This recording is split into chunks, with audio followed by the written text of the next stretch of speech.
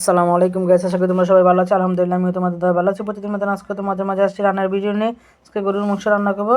সব কিছু তুমি আমি একসাথে দিয়ে দিয়েছি, আজকে তোমাদেরকে দেখাইতে পারিনি। এখানে 3 চামচ হলুদের পাখি, 3 চামচ মরিচের পাখি, আদা রসুনের পেস্ট, লবণ, কাঁচামরিচ, তেল, পেঁয়াজ সব দিয়ে এই দেখো হাতে আমি এখন মেখে নিব। ভালো করে মেখে আমি প্রেশার কুকারে বসিয়ে দিব।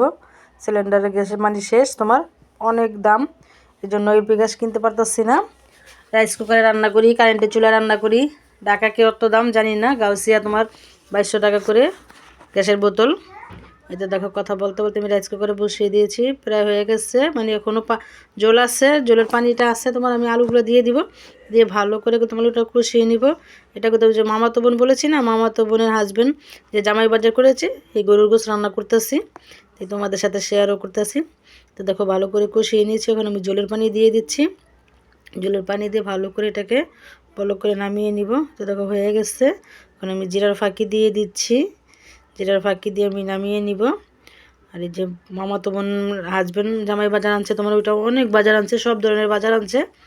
তোমাদেরকে রুই মাছ রান্না করে দেখাইছি। এখন এই দেখো গরুর মাংস রান্না করে তোমাদের সাথে শেয়ার করলাম। ভালো লাগলে লাইক কমেন্ট শেয়ার করো। আল্লাহ হাফেজ।